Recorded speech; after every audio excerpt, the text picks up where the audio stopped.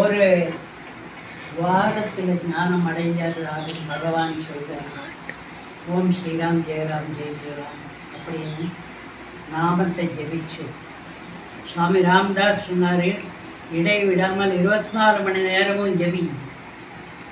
ஆனால் பகவான் அவரை ஹி கன்ஃபெஸஸ், என்னால் 24 மணி நேரத்தில் சொல்ல முடியல. தொடர்ந்து சுவாமி ராம்தாஸ் என்னமோ செஞ்சார், அப்பத்தான் எனக்கு ஞானம் அடைய முடிந்தது. இதனால் நம்மளுடைய சாதனையினால் மட்டும் அடைஞ்சிட முடியாது.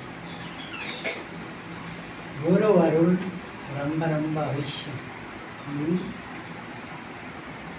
அதாவது சாரதா தேவிகிட்ட ஒரு அம்மா போய் கேட்டாங்க, அம்மா நான் தியானம் பண்ணால் முக்தி அடைய முடியுமா? இல்லை அப்படிங்கிறாங்க. ஜபம் பண்ணால் முக்தி அடைய முடியுமா? இல்லை அப்படின்னு. பின்ன எப்படி தான் அடையிறது? அருள்னால. அருள்னால தப்ப கடைசியில் நம்ம பண்ணுற சாதனை எல்லாம் எதுக்குன்னா அருளை ஈர்க்கிறதுக்கு தான். அருளை ஈர்க்க பாவ உறவு கட்டப்படலைங்க, இவனுக்கு கொடுத்துருவோம் கடைசியில். இல்லைக்கா இவனுக்கு தேவையான சேஞ்ச் பண்ணிட்டு அவனுக்கு அந்த ஞானத்தை கொடுத்துருவோன்னு அந்த ஒரு ஆபம். அருளை ஈர்க்கிறது அதுக்குண்டான ஒரு வழி நம்மளுடைய சாதனை ஜபம். நம்மள பக்தி மார்க்கத்தில் போயிட்டோம். இந்த பக்தி மார்க்கத்தில் உத்தமமான ஒரு சாதனம், ஒரு வழி ஜபந்தான். அந்த நாம ஜபந்தான். அது கிருஷ்ண பகவான். உங்களுக்கு போர் அடிக்கிறேன்னு நினைக்கிறேன், இருந்தாலும் பரவாயில்ல, நான் அடிச்சுட்டே கவலை கிடையாது. ஏன்னா ரொம்ப நல்லா போயிட்டு, ஏன்னா நான் ஒவ்வொரு வாட்டி போகும்போதும் பகவான் சொல்லுவார், say something to them, say something to them.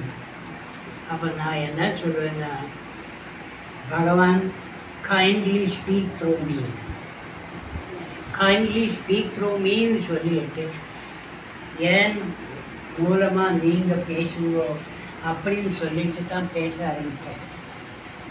அதே மாதிரி இப்போவும் அவர் தான் பேசுகிறார். அதை எனக்கு கொடுத்த ஒரு பணியாக நான் எடுக்கிறேன்.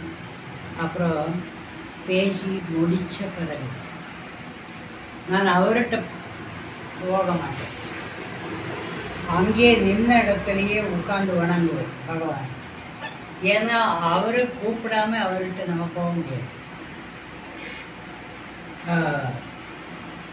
இதெல்லாம் அவருடைய, அதாவது ஒரு குருவோட உள்ள ஒரு பந்தம், ஒரு தொடர்பு இருக்குது பாருங்க.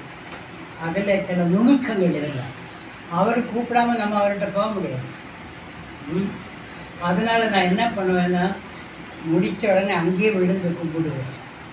அப்போ கூப்பிடுவார், வாங்க.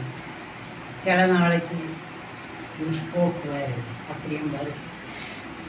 ஒரு நாளைக்கு ஒரு பழம் எடுத்து அதை அப்படியே உரிச்சு கொடுத்தாரு. அது என்ன பண்ணுறதுன்னு எனக்கு தெரியல. அதாவது அந்த பழத்தை நான் கடிக்கவா, கடிச்சா நான் எச்சி பண்ணிடுவேன் பகவானுடைய கையில். அதனால் நான் மரியாதை அதை வாங்கி சாப்பிட்டேன். பழத்தை வாங்கி அது பார்த்துட்டு இருந்த ஒருத்தர் சொன்னார், உங்களுக்கு பகவான் ஞானப்பழமையை கொடுத்துட்டாரு அப்படிங்கிற லீலைகளெல்லாம் பகவான் நிறைய செஞ்சுருக்காரு. அதனால தான் உங்களுக்கு போர் அடித்தாலும் பரவாயில்ல, பகவான் எவ்வளோ தூரம் என்ன பேச வைக்கிறாரு, அவ்வளோ தூரம். கிருஷ்ண பகவான் சொல்லியிருக்காரு, நாம ஜபத்தை பற்றி அது ஒரு வேள்வி. யஜ்ஞானம் ஜபயஜ்ஞோ அஸ்மி அப்படின்னு சொல்லியிருக்கார். வேள்விகளில் ஜப வேள்வி தான் நான். பல யஜ்ஞங்கள் இருக்குது, பல வேள்விகள் இருக்குது, பல விதமான வேள்விகள். யஜ்ஞானம் ஜபயஜ்ஞோ அஸ்மி. அந்த ஜபம்னு சொல்கிறது ஒரு வேள்வி. ஒவ்வொரு இப்போ வேள்வி நடக்கும்போது என்ன ஒரு சோமகுண்டம், அதில் அது வளர்த்து நமக்கு அதில் பத்திரம் புஷ்பம் கலசம் அந்த மாதிரி பலதும் நம்ம அதில் போடுறோம். அதே மாதிரி நம்மளுடைய நாமம் அதிலேயே போட்டுகிட்டே வரணும். நாமம் அது ஒரு வேள்வியாக கிருஷ்ண பகவான் சொல்றாரு. யஜ்ஞானம் ஜபயஜ்ஞோ அஸ்மி. அது ஜப வேள்வின்னு சொல்கிறது தான் நான். அதை நம்ம செய்ய பகவான் சொல்லி அந்த யஜ்ஞத்தில் நம்ம எப்பொழுதுமே ஈடுபடணும். அப்படின்னு அதிலே ஈடுபட்ட இருந்தால் நமக்கு தேவையான வழிகாட்டுதல் கிடைக்கும், தேவையான ப்ரொடெக்ஷன் கிடைக்கும், பாதுகாப்பு கிடைக்கும், எல்லாமே கிடைக்கும். ஏன்னா நான் சொன்ன மாதிரி அது நம்மளுடைய லைஃப்பில் நான் வச்சுக்கணும். அது ஒன்றே போதும். நாம இஸ் காட், அதே தான் கடவுள். அது அந்த ஃபெய்த்தோட அந்த நம்பிக்கையோட நம்ம அதை பிடிச்சி போயிட்டே இருக்கணும். அப்புறமா நம்ம கம்ப்யூட்டர்லாம் அந்த காலத்தில் நம்ம இருக்கோம். இப்போ கம்ப்யூட்டருக்கு உள்ளெல்லாம் போகும்பொழுது ஒரு பாஸ்வேர்டு கேட்பாங்க. பகவான் அடைகிறதுக்கு பகவானுடைய கம்ப்யூட்டரில் போகிறதுக்கு உண்டான பாஸ்வேர்டு தான் நம்ம விளையாடும். இந்த பாஸ்வேர்டு வச்சு தான் நம்ம பகவானை அடையணும். அந்த கம்ப்யூட்டர் திறந்து அதுக்குள்ளே போகிறதுக்கு ஒரு பாஸ்வேர்டு நம்மளுடைய குருநாதன் தந்திருக்கார். ஒரு தனிப்பட்ட முறையில் உள்ள ஒரு பாஸ்வேர்டு ரொம்ப ஆராய்ச்சி பண்ணி கண்டுபிடிச்சி தந்திருக்கார். ஒரு பாஸ்வேர்டு, அந்த பாஸ்வேர்டு போதும் நமக்கு. நான் முதல்ல பகவான் பார்த்த பிறகு நாமம் ஜபிக்க ஆரம்பித்தேன். ஓம் ஸ்ரீராம் ஜெயராம் ஜெய ஜெயராம். ஏன்னா பகவானுக்கு ஞானம் கிடைச்சது, அதனால தானே ஓம் ஸ்ரீராம் ஜெயராம் ஜபிக்கிட்டு இருக்காங்க. அப்புறமா எனக்கு ஒரு சந்தேகம். அங்கே போனால் எல்லாரும் யோகிராம் சுரஸ்மான்னு சொல்கிறாங்க. ஓம் ஸ்ரீராம் ஜெயராம் ஜெய ஜெயராம் ஸ்ரீராமனை நாம் பாவனை பண்ண முடியாது. அயோத்தியாவில் தசரதன் அது இது அதெல்லாம் பாவனை பண்ணி அந்த மாதிரி ஒரு ஸ்ரீராமன் இருந்தாருன்னு நான் நினைக்க வேண்டியதாக இருக்கு. யோகிராம் சுரத்குமார்னு சொல்லும்போது எனக்கு அவர் கண்கூட தெரியுது. அப்போ அது அவங்க சொல்லிட்டும் இருக்காங்க. அதனால் ஒரு லெட்டரை போட்டேன் பகவான் நான் இந்த மாதிரி ஓம் ஸ்ரீராம் ஜெயராம் ஜெய ஜெயராம் சொல்லிட்டு இருக்கேன். நான் யோகிராம் சுரத்குமார் மந்திரம் சொல்லலாமா அப்படின்னு லெட்டர் போட்டேன். அடுத்த வாட்டி பகவானை பார்க்க போகும்போது மணியெல்லாம் இருந்தார். அங்கே என்னை பார்த்ததும் முதல் கேள்வி, you appear to have some doubt, உனக்கு எதுவும் சந்தேகம் இருக்கும் பாருங்க. It's not this beggar's name, it is my father's name, you can sand it அப்படின்னார். அது இந்த யோகிராம் சுரத்குமார்ங்கிற இந்த பிச்சைக்காரனுடைய பேர் கிடையாது, அது பகவானுடைய பேர். நீ அது தாராளமாக ஜபிக்கலாம். அதுதான் அப்படித்தான் அன்னைக்கு என்ன முதல்ல பார்த்ததும் அதுதான் கேட்குறாரு. ஸோ அது ரொம்ப சிலர் பகவான் பல பேர்கிட்ட இந்த பிச்சைக்காரனுடைய பேர் தெரியுமா அப்படின்னு கேட்டாங்க. அது எதுக்குன்னா இனிஷியேட் பண்ணுறதுக்கு நம்ம ஸ்ரீ யோகிராம் சரத்குமார் அப்படின்னு சொல்லலாம்னு வச்சுக்கோங்க. சில நேரங்களுக்கு கோபம் பண்ணுறது நோ,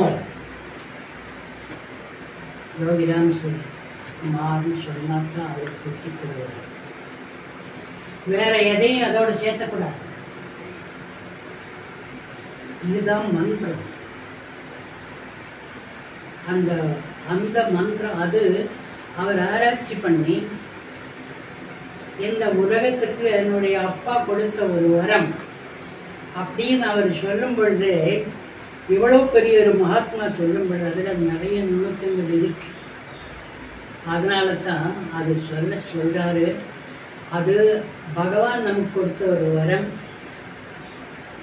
அது நம்பிக்கையோடு தொடர்ந்து நம்ம சொன்னால் அத்தனை ப்ராப்ளங்களுக்கு அத்தனை பிரச்சனைகளுக்கும் அது ஒரு சொல்யூஷன் ஆகும். ஆனால் பல நேரங்களில் இந்த பக்தி மார்க்கத்தில் நம்ம போகும்போது அவர் மேகத்துக்கு கொஞ்சம் உடம்பு சரியில்லை. பக்தியினுடைய ஒரு முக்கியமான ஒரு பகுதி என்னன்னா திதீக்ஷா. திதீக்ஷான்னு சொல்லுவாங்க. இது பகவானுக்கு இருந்திருக்குது, ரமணருக்கு இருந்தது, எல்லா மகாத்மாக்களுக்கு. திதீக்ஷான்னு என்னன்னா, எத்தனை கஷ்டம் வந்தாலும் அதையெல்லாம் பொருட்படுத்தாமல் பகவானுடைய பாதங்களை கட்டியாக பிடிக்கிறது. பாதம் பற்றி அப்படியே அதை பற்றி எல்லாம் பொருட்படுத்தாமல் பகவானுடைய பாதம் பற்றுறதுக்குண்டான அந்த சக்தி தான் திதீக்ஷான்னு சொல்லி. அவங்களுக்கே சஃபரிங் வருது.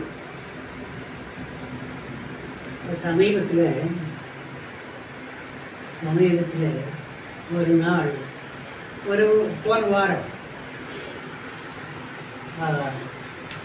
நான் ராத்திரி ரொம்ப அழுதேன்.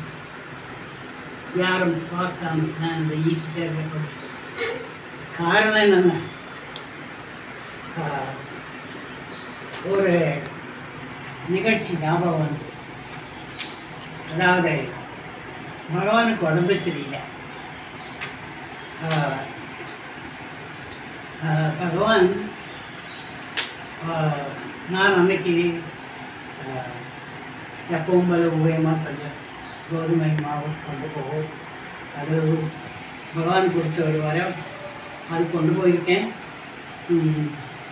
அப்புறம் இந்த சர்வராஜ் வந்து சொல்கிறாரு, உங்களை கூப்பிட்றாங்க, ஆனால் நீங்கள் அதெல்லாம் அங்கே பகவானுடைய இது சித்தி ஸ்தலம் இருப்பாருங்க. அதில் பகவான் ஒரு ஓரமாக ஈஸ்வரில் படித்திருக்காரு. ஒரு 10-20 பேர்த்துக்கு நல்ல போஜனம், பக்ஷணம், லஞ்ச் ஏற்பாடு பண்ணியிருக்காங்க. ஆகாஷ் ஹோட்டல்லையா எங்கேயோன்னு தெரியல. லட்டு அது இது நிறைய வந்து விஜயலட்சுமி அம்மா எல்லாம் பரிமாறிட்டு இருக்காங்க. என்னையும் அங்கே உட்காந்து சாப்பிட சொன்னாங்க. நீங்கள் இந்த இது கொஞ்சம் அங்கே வெளியில் வச்சுக்கோங்க, பகவான் அப்புறம் வாங்குவார், அப்புறமா உள்ளே வந்து நீங்கள் சாப்பிடுங்கன்னு. விஜயலட்சுமி அம்மா இது அத்தனையும் நீங்கள் சாப்பிடணும் அப்படின்னா, அந்த லட்டு அது இது எல்லாமே நீங்கள் மிச்சம் கூட சாப்பிடணும். எனக்கு சாப்பிட முடியல. கொஞ்சம் கொஞ்சமாக எடுத்து சாப்பிட்டுட்டேன். பட் அழுக நிறுத்த முடியல. ஏன்னா உடம்பு சரியில்லாமல் படுத்திருக்காரு பகவான். ஈசி சேர்ல நமக்கு முன்னாடியே படுத்திருக்காரு. அவருடைய டிவோட்டிஸ் மிருஷ்டான்ன போஜனம் அது பகவான் பரிமாறுறார். அங்கே படுத்துட்டு நீங்கள்லாம் சாப்பிடுற சந்தோஷமாக இருக்கு. இதுதான் திதிக்ஷான்னு. தனக்கு என்ன கஷ்டம் வருது அதெல்லாம் மறந்து You rejoice. Devotees கிட்ட சொல்றாரு, you rejoice, don't worry about me. அது நினச்சி அப்படியே நான் அழுதுகிட்டே இருந்தேன். எனக்கு சாப்பிட முடியல. கொஞ்சம் கொஞ்சமாக முடிஞ்ச அளவுக்கு எடுத்து சாப்பிட்டேன். அப்புறமா இவங்க விஜயலட்சுமி அம்மா சரி முடியலன்னா வச்சுருங்கோ அப்படின்ட்டாங்க. எல்லாம் எடுத்து இலையெல்லாம் எடுத்து பிறகு பகவான் கூப்பிட்டார். அந்த ஈஸி சேரட்டை கூப்பிட்டு, ஹவுஸ் எவ்ரிபடி அட் ஹோம்,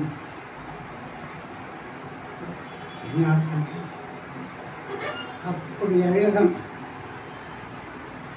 அவருடைய கர்மம். அவருக்கு உடம்பு சரியில்லை. Is worried about my family. இது ஞாபகம் வந்தது போன வாரம். அப்படின்னு கொஞ்சம் நம்ம தூங்குறதுக்கு முன்னாடி கொஞ்சம் அழுதுட்டு தூங்கினேன். இந்த ஒரு நிகழ்ச்சி அன்னைக்கு 2 மணிக்கு இவங்க அவங்ககிட்ட கூட இன்னும் சொல்லலை. என்னுடைய ஒய்ஃப் சாவத்தில் எழுந்திருக்கிறாங்க. இங்கே போன வாட்டி தேவக்கியமாக வந்த பொழுது, இந்த கும்பாபிஷேகத்துக்கு வந்த பொழுது ஒரு சாண்டிங் பாக்ஸில் மெஷின் தந்துட்டு போயிருக்காங்க. அதில் காலையில் கொஞ்ச நேரம் வைப்போம். அதில் ஆஃப் பண்ணிட்டு தான் படுத்தோம். 2 மணிக்கு இவங்க எழுந்திரிச்சு இவங்களுக்கு அந்த சாண்டிங் கேட்குது. என்னடா நம்ம மெஷின் ஆஃப் பண்ணலையா அப்படின்னு எழுந்திரிச்சு போய் பார்க்குறாங்க. எனக்கு இந்த நான் அழுதுட்டு தூங்கின அன்னைக்கு ராத்திரி அவங்க 2 மணிக்கு எழுந்திரிச்சு, குழந்தைங்களுக்கு கூட தெரியாது, 2 மணிக்கு எழுந்திரிச்சு சாண்டிங் கேட்குது அவங்களுக்கு. ஓ, சார்ஜிங் மெஷின் ஆஃப் பண்ணலையா அப்படின்னு போய் பார்த்துருக்கா. அதை ஆஃப் பண்ண நாம் வெடித்தோம். இதிலேருந்து நமக்கு என்ன தெரியுது? நிரந்தரமாக பகவான் நம்மளுடைய கூட இருக்க. அவருடைய நாமம் முடியும் பொழுது சொன்னால் போதும், இருந்தாலும் அவர் நம்ம கூட இருக்க. இதில் எந்த விதமான சந்தேகம் வேண்டாம். நம்ம யாரை பிடிக்கணுமோ எதை பிடிக்கணுமோ அதை பிடிச்சிருக்கோம். அவன் அருளால் அவன் தாழ் வணங்கி சொல்வது 100% உண்மை. அவருடைய அருளாகத்தான் நம்ம அவர் தாழ் வணங்கிட்டு இருக்கோம். தொடர்ந்து வணங்குவோம். நம்மளை என்ன சாதனை செய்ய முடியுமோ அதையெல்லாம் செய்வோம். அதையெல்லாம் பகவான் போய் சேரும். அதனால் அதை பகவானுடைய அருள் மழை தொடர்ந்து பாவத்தில் நடக்கணும். நீங்கள் மட்டும் பல பேர் வரப்போகிறாங்க. ஒரு விஷயம், அதாவது இங்கே நம்ம கும்பிடுற இந்த படம் இருக்குல்ல, இது 1994 நினைக்கிறேன். ராஜலட்சுமி அம்மா, சுதாமா சிஸ்டர்ஸில் ராஜலட்சுமிங்கிற மாதிரி அவங்க அப்போ சேலத்தில் இருந்து டெய்லி போயிட்டு வருவாங்க. அப்போது அவங்க இங்கே பக்கத்தில் குடியிருந்தாங்க. அவங்க அப்புறமா ஹாஸ்டலுக்கு போகிறாங்க. அப்போ பகவான் அவங்க ஒவ்வொரு வாரமும் சுதாமாவுக்கு போயிட்டு வருவாங்க. ஒரு நாளுக்கு போன பொழுது பகவானுக்கு அவங்க போகும் பொழுது அவருக்கு கூடிய சீக்கிரம் நான் திருவண்ணாமலை போகிறேன் அப்படிங்கிற ஒரு முடிவில் இருக்காங்க. அப்போ அவங்க பல பேருக்கு சில கிஃப்டெல்லாம் கொடுத்துட்டு போகிறாங்க. பகவான் சுதாமாவில் இருந்து அவங்களுக்கு கேட்குறாங்க, நீ சாவித்திரிக்கு என்ன கொடுக்க போகிறேன்? அவங்க நான் அதை ஏன்னா இவங்கெல்லாம் காலேஜ், இவங்க யூனிவர்சிட்டி இந்த ஜுவாலஜி டிபார்ட்மெண்ட். நீ சாவித்திரிக்கு என்ன கொடு, அதை கொடுக்குவா இதை கொடுக்குவான்னு அவங்க கேட்டுட்டே இருக்கு. இன்னும் அப்புறம் பகவானுடைய ஒரு படம் சுதாமாவில் இருந்தது. அதே மாதிரி ஒரு படம் அவங்களுக்கு பகவான் கொடுத்துருந்தார். அதை கொடுக்கவான்னு கேட்டது. ஆமாம் அப்படின்னு அடுத்த நாளே ராஜலட்சுமியும் அவங்களுடைய அக்கா விஜயக்காவும் கொண்டு இங்கேருந்து படம் கொண்டு வந்தாங்க. நாங்கள் அதை ஏற்று வாங்கி எங்கள் பூஜா ரூமில் வச்சு இன்னைக்கும் இதில் என்ன சீக்ரெட் என்னன்னா, அது கொஞ்ச நாள் கழிச்சு தான் இங்கே நம்ம வீட்டில் சத்சங்க ஆரம்பிச்சோம். அப்போது நாங்கள் மட்டும் கும்பிடுறதுக்காக அவர் அப்படின்ற பணம் தரல. சென்னையில் மாம்பலத்திலேருந்து வந்து நீங்களும் கும்பிடுறதுக்காக அப்படிப்பட்ட ஒரு தீர்க்கதரிசி நம்மளுடைய குருநாதன். அவருடைய தீர்க்கதரிசித்துவத்தில் இதெல்லாம் கூட அவர் பார்த்துருப்பார். அதனால இதனுடைய அப்படித்தான் கொஞ்ச நாள் கழிச்சு நம்மளுடைய இங்கே இந்த படம் வச்சு நான் சொன்ன மாதிரி ஓம் ஸ்ரீராம் ஜெயராம் ஜெயராம் அதில் ஆரம்பித்து அப்புறமா எல்லாரும் பகவானுடைய யோகிக்கு மட்டும் வர ஆரம்பித்தாங்க. நான் நினைச்சேன் நம்ம யோகிராம் சிவகுமாரை அப்படின்னு யோகிராம் சிவகுமார் மட்டும்தான் ஜெயிக்கிறோம் அப்படின்னு இப்போவும் நடந்துட்டு இருக்குது. அதனால் இதுவும் ஏன்னா பகவானுடைய கருணை உங்களை கூட்டிகிட்டு வந்திருக்காரு பகவான். நாங்கள் ஒரு ஒரு பூரிப்படைகிறோம். அவ்வளோ தூரத்தில் இருந்து வந்து பகவானுடைய அதாவது பகவானோட உங்களுக்கு எவ்வளவு பக்தி இருக்கோ, எவ்வளவு ஆழமான பக்தி இருக்கோ அதுதான் வெளிப்படுத்தும் இதில் இருந்து. அதனால் இவ்வளோ தூரம் வந்ததில் அப்புறம் ஒரு நாளைக்கு ஓம் ஸ்ரீராம் ஜெயராம் ஜெய ஜெயராம்னு சொல்லிட்டு ஒரு வயசான ஒருத்தர் இங்கே வருவார். அந்த சத்சங்கத்தில் அவர் சுவாமி ராமதாஸ் கிட்ட தீட்சை வாங்கிறார். அவர் போகும் பண்ணி சொன்னார், ஒரு இடம் போடுங்கோ. யாருக்குன்னு கேட்டு, ஹனுமானுக்கு, ஆஞ்சநேயருக்கு. ஆஞ்சநேயர் வந்தார் அப்படிங்கிறது அன்னையர் இருந்து போட்ட இடம் தான் அது ஆஞ்சநேயருக்கு. அப்போ எல்லாருக்குமா இந்த பகவானுக்கு அர்ப்பணம் பண்ணி அது அங்கேயும் ஒரு அர்ப்பணம் பண்ணுவோம். அந்த மாதிரி இதுக்கு பின்னாடி அப்புறமா ஒரு நாளைக்கு நாங்கள் ஒரு 2 நாள் என்னையும் சாவித்திரியும் பகவான் கூட தங்க வச்சார் சுதாமாவில். அந்த ஃபர்ஸ்ட் டே யாரோ பகவானை பார்க்க வந்தாங்க ராத்திரி. அன்னைக்கு சுதாமாவில் இருக்கும்போது அவரை அனுப்பிட்டு பகவான் வரும்பொழுது பகவான் ஒரு ஜபமாலை கழுத்தில் போட்டிருந்தார். வந்து நான் இப்போ கீழே உட்காந்துருக்கேன் ஹாலில் சுதாமாவில். கருணாகரன் அப்போது மாதேவிக்கு தேவக்கியம்மா சொன்னாங்க, பகவான் ஏகப்பட்ட மாலை பகவான் கழுத்தில் இருக்கு, அதோட சேர்த்து இதையும் போட்டிருக்காரு இவர் கொடுத்த மாதிரி. பகவான் அதை எடுத்துருக்கோம் நிறைய மாலை, அது உங்களுக்கு அன்கம்ஃபர்டபுளாக இருக்குது. உடனே அதை எடுத்து பகவான் சொன்னாங்க, Karunakaran come here, let this beggar garland அப்படின்னு அந்த மாலை எடுத்து என் கழுத்தில் போட்டாங்க. நான் சொன்னேன், பகவான் one more wish has been fulfilled. எனக்கு பகவான் கையில் ஒரு ஜபமாலை வேணும், ஒரு ஆசை பாவிக்கணும், ஒரு ஆசை. அதே இன்னைக்கு பகவான் நிறைவேற்றி இருக்காரு. இப்போது அது எதுக்கு இங்கே வச்சுருக்கேன்னா, பகவானுடைய அருளுக்காக யாராவது வந்தால் அந்த ஜபமாலை அவருடைய தலையில் வைக்க. எனக்கு நான் இல்லை அந்த இடத்துல. பகவான் ஒரு வெள்ளக்காரன் பகவான்கிட்ட ஒரு ஜபமாலை கொடுத்தார், இது ப்ளஸ் பண்ணி கொடுங்க பகவான். அவர் வாங்கினார். This beggar is already touched it அப்படின்னு திருப்பி கொடுத்தார். எப்படி பகவான் உங்களுக்கு அவன் அப்படியே அழுகிறான், சட்டங்கமாக விழுந்து அவன் என்ன சொல்கிறாங்க, பகவான் உங்களுக்கு இது எப்படி தெரியும்? அதுக்கு முந்தின வருஷம் இவன் போய் அதே மாலை பகவான் கிட்ட கொடுத்து வாங்கியிருக்கான். பகவானுடைய பிளஸ்ஸையும் வாங்கிட்டு போயிருக்கான். அதை தொட்டு பகவான் சொல்றாரு, this beggar has already touched it. அப்போ அவன் கேட்குறான், இது எப்படி பகவான் உங்களுக்கு தெரியும்? பகவான் சொன்னாரு, when this beggar touches something, it changes. When this beggar touches something, it changes. இது நமக்கு புரிந்தாத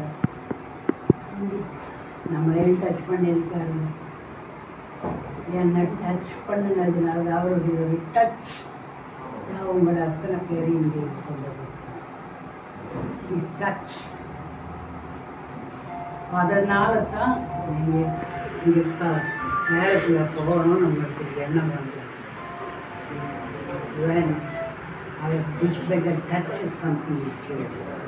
அப்படி சேஞ்ச் ஆனது ஜபமாக பகவான் டச் பண்ணி ஜபம். அது யாராவது பகவானுடைய லட்சுமி போகிற முக்கியமாக சத்தனத்தை அவனுடைய தலையை வச்சு பகவானுடைய லட்சுமி கொடுத்துருக்கார். அதுதான் நம்மளுடைய சத்தகத்தினுடைய ஹிஸ்டரி சரித்திரம் போயிட்டே இருக்கு. பகவானுடைய திசையில் அனைவருக்கும் மீண்டும் மீண்டும் பாத நமஸ்காரம். நல்லா சந்தோஷமாக இருக்கும். நல்லா இருப்பீங்க, சந்தோஷமாக இருப்பீங்க. ஏன்னாக்கா எது அதுக்கு தேவையோ அது பகவான்.